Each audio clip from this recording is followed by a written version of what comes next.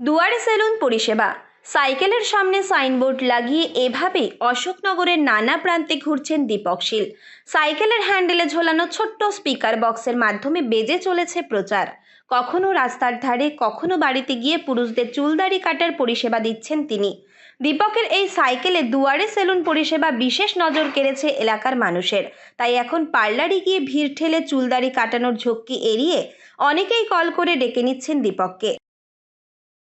ব্যাপারটা আমার কাছে খুব ভালো লাগলো যে প্রথম কথা হচ্ছে আমাদের সেলুনে যেতে একটা সময়ের ব্যাপার হয়, ওখানে লাইনে দাঁড়াতে হয়। ওকে আমরা ফোন করে দিই, ফোন করে দিলে বাড়িতে চলে আসে বা দোকানে সময় থাকলে দোকানে চলে আসে, এসে আমাদের চুল দাড়ি কাটিয়ে দেয়। দাড়ি কাটেও ভালো, পয়সা রিজনেবল রেট, কোনো এক্সট্রা কোনো পয়সা নেয় না।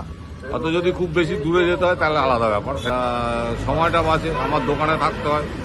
তারপরে অনেকেই আছে যারা অসুস্থ, যেমন আমার ভাইয়ের ছেলে অসুস্থ ছিল, ও 2 মাস আমার বাড়িতে গিয়ে কাজটা করে দিয়ে এসছে। দেখিনি বলেই আমার খুব, আর ফোন নাম্বারটা আমি নিয়েছি, ওর কাছের থেকে রাখি। এখন দুয়ারে বললে একটা নাম দিয়ে দিতে হয়, দিয়ে দিয়েছি। সবাই যাকে দুয়ারে সেলুন বাড়িতে চলে আসে। সাইকেল নিয়ে নির্দিষ্ট গন্তব্যে পৌঁছে যাচ্ছে দুয়ারে সেলুন। মাত্র 30 টাকায় দাড়ি কাটা থেকে শুরু করে চুল দাড়ি সহ 80 টাকা দিলেই বাড়িতে বসে মিলছে এই পরিষেবা। কেন এমন অভিনব ভাবনা? সাইকেলে ভ্রাম্যমান এই সেলুন পরিষেবা দেওয়ার বছর 55 দীপক শীল জানান, ভাবলাম যে আমি তো ঘুরে ঘুরে মানুষের বাড়িতে কাজ করি, ছাড়ার কাজ, বিয়ের কাজ, সবার বাড়িতে তো কাজ করতে হয় আমার। তাই এছাড়া তো আর আমার উপায় নেই, আমার তো আর কোনো পথ নেই, রাস্তা নেই। আমি কি করব? আমার তো অর্থ নেই, পথ নেই। যেন আমার একটু জায়গা আছে, কি বাড়ি আছে, বেচা কিনা একটু দোকান করে খাবো, তাও তো নাই আমার। আমি পরের বাড়ি ভাড়া থাকি। এখন বাচ্চা দুইটা ছোট ছোট, এখন ওদের তো মানুষ করতে হবে।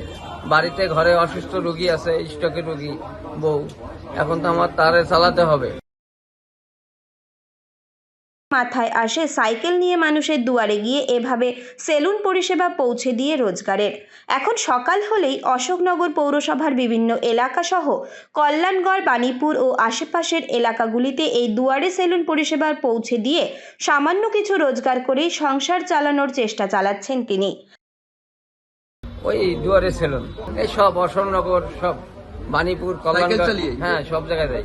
আগে দোকানে কাজ করতাম গোলবাজারে। তারপরে কি হলো? এখন ওখানে পোষায় না আমার। কোনোদিন 50 টাকা 100 টাকা পাই, ওতে আমার হয় না। এখন সংসার চলছে না, এখন তিনি পাইনি। এই দুয়ারে সেলুন দীপক দা আসেন দিকে ফোন করে, হ্যাঁ ফোন করে ডাকে। হ্যাঁ, আমার কাছে চুল দাড়ি কাজ, বিয়ের কাজ, সেরাদ্দর কাজ, বাচ্চার ছোঁয়া ওঠানো, এই ধরনের বিভিন্ন। আমরা নাভিদের আমরা শিলের পোলা, যা দরকার আমাদের তাই করি আমরা। তার এই অভিনবভাবে বেছে নেওয়া রোজগারের বিষয়টিকে রীতিমতো কুর্নিশ জানাচ্ছেন এলাকার সাধারণ নাগরিকরাও।